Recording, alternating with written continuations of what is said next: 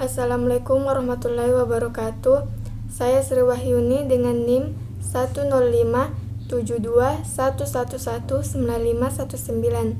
kelas FM 19C, Fakultas Ekonomi dan Bisnis Universitas Muhammadiyah Makassar.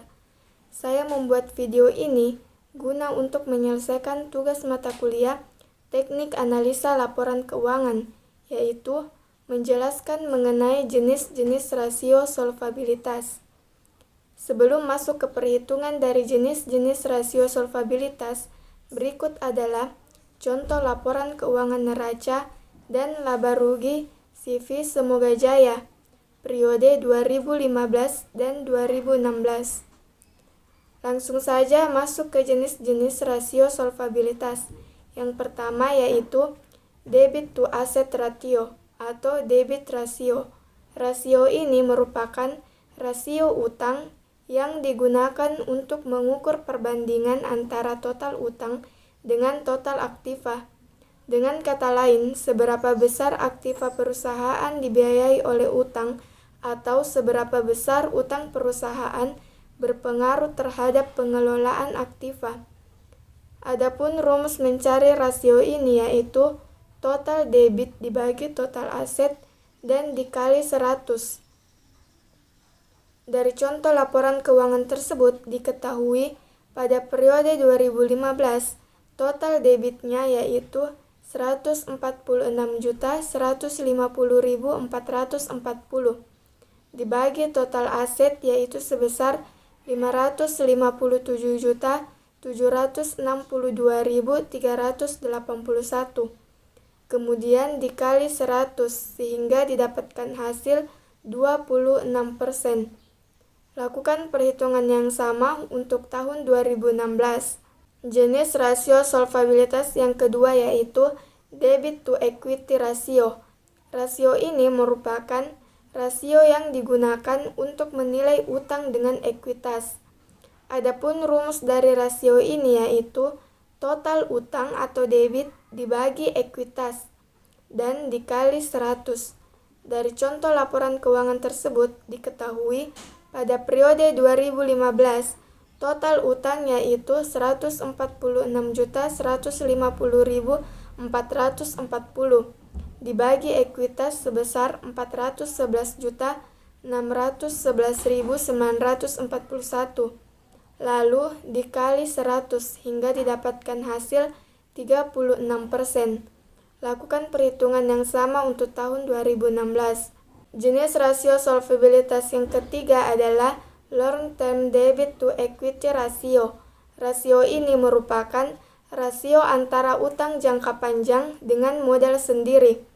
Tujuannya adalah untuk mengukur berapa bagian dari setiap rupiah modal sendiri yang dijadikan jaminan untuk utang jangka panjang. Adapun rumus dari rasio ini yaitu long term debit dibagi equity dan dikali 100. Dari laporan keuangan periode 2015 diketahui long term debit atau total utang jangka panjang adalah 84.416.243 dibagi equity sebesar 411.611.941 dan dikali 100 sehingga didapatkan hasil 21%. Lakukan perhitungan yang sama untuk tahun 2016. Selanjutnya, jenis rasio solvabilitas yang keempat adalah time interest earned. Rasio ini merupakan rasio untuk mencari jumlah kali perolehan bunga. Rasio ini juga diartikan sebagai alat ukur untuk mengukur kemampuan perusahaan untuk membayar biaya bunga, sama seperti coverage ratio. Adapun rumus rasio ini adalah EBIT dibagi dengan biaya bunga atau interest. Dari contoh laporan keuangan periode 2015 tersebut diketahui EBIT atau dikenal dengan penghasilan sebelum bunga dan pajak diketahui sebesar 103.272.192 dibagi biaya bunga yaitu 8.330.656 sehingga didapatkan hasil 12 kali. Lakukan perhitungan yang sama untuk tahun 2016. Jenis rasio likuiditas yang terakhir adalah Fixed Charge Coverage atau FCC. Rasio ini sering juga disebut dengan lingkup biaya tetap, merupakan rasio yang menyerupai Themis Interest Ratio. Hanya saja perbedaannya adalah rasio ini dilakukan apabila perusahaan memperoleh utang jangka panjang atau menyewa aktiva berdasarkan kontrak sewa. Adapun rumus rasio ini adalah EBT ditambah biaya bunga ditambah kewajiban sewa atau lease kemudian dibagi dengan biaya bunga ditambah kewajiban sewa. Dari laporan keuangan periode 2015 tersebut diketahui EBT atau penghasilan setelah pajak adalah 94.941.536 ditambah biaya bunga sebesar 8.330.656 dan ditambah lagi dengan kewajiban sewa yaitu 37.947.081. Kemudian dibagi biaya bunga 8.330.656